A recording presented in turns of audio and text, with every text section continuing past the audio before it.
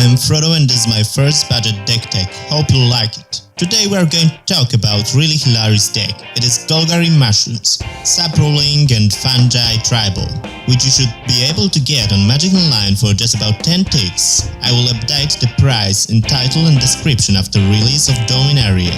You can see the deck here, but if you would like to see a list view of it, you can find it in the link in the description below. Now let's head to the brewery. Our plan is to play a pretty long game. We have much of removal, we have a lot of great setup cards, we have much of blockers to go through the game. The first and the most important part of our deck are tribes, Saprolings and Fungi. We have 19 actual creatures. It is not much, but thanks to other spells, it should be enough. Sporecrown Fallet is great and we just have to include all 4 copies of it. For just 2 mana we make every mushroom bigger and we also get a 2/2 buddy on board. We have a lot of ways of generating Saproling tokens and making them bigger is a huge deal. If this guy shan't be removed quickly by our opponent, he will cause some real troubles. Slimefoot the Stowaway is just terrific. Yeah, maybe 2 free buddy for free is not exactly what you want, but as we live in an aggro metagame, draining our opponent is just perfect. Thanks to having 3 at back or even 4 with help from Fallet, it is not that easy to kill. This guy also lets us utilize mana in the late game. He provides us with even more buddies on the field and gives us a way to drain our opponent out. Even though it is legendary, we have 4 copies of this card. The first one will probably get destroyed, so we need as much as possible to actually make use of it. Tendership Dread is truly interesting card. It isn't a Fungus, but it generates a ton of Saproling tokens. It is sort of a weird kind of lord. Having this guy with Ascend turn on can win us games by itself. Its converted mana cost is big. We just need to hope that our opponent will be out of removal the time we cast him, because 2/2 body is easy to kill. Still, he is a huge addition that synergizes really well with the rest of our deck. We need a full playset of it. A good addition to this card is Death Bloom Fallet. 3 copies of it should be enough. I think his green friend is just better, but he's really solid.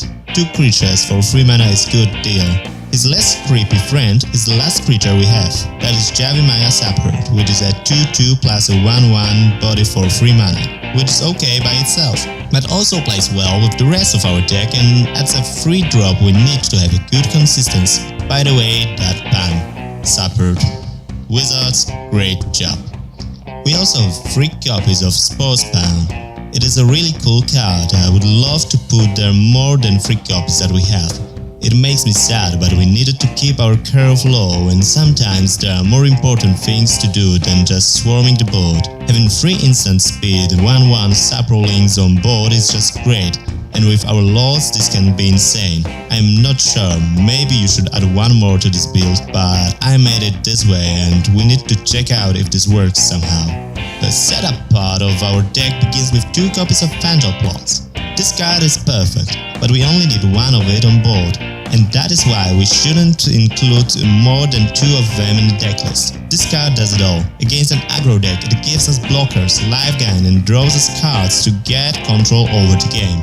It is also great against a control strategy. We can use creatures that our opponent countered or removed and get some important card draws to not get outrun.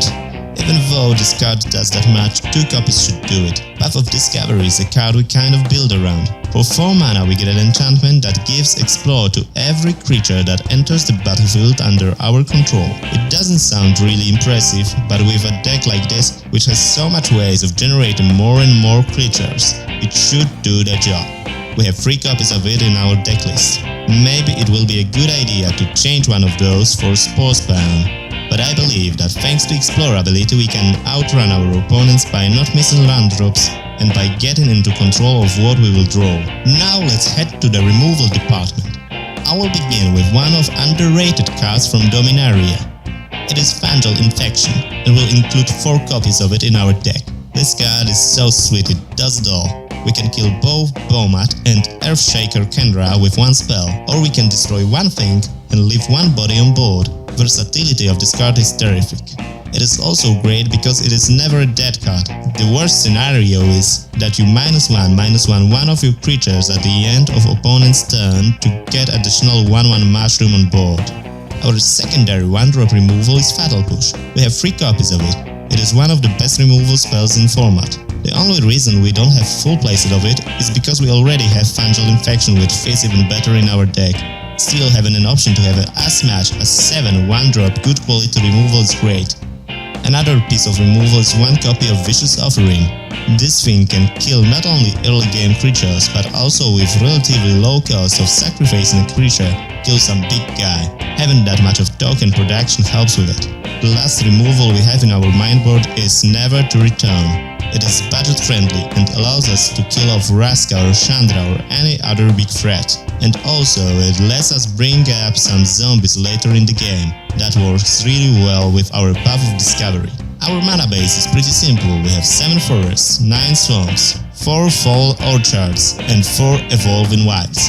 That is a bit slow, but thanks to evolving wilds, it is a lot easier to cast Fatal Push with Revolt. Now that we have the main board covered, let's briefly discuss the sideboard of our deck. We have 3 copies of Blossoming Defense to protect our payoff creatures, 4 copies of Duress, which is always great against control strategies, 2 Crooks of Condemnation as a budget-friendly graveyard, 2 copies of Naturalize against artifact or enchantment-heavy decks, 1 Cartouche of Ambition to add some life gain against aggro matchups, 1 Doomfall against control decks, especially this with the Scarab God. And we are closing the list with 2 copies of Hour of Glory, a card we can bring in against Hazoret or the Scarab God decks.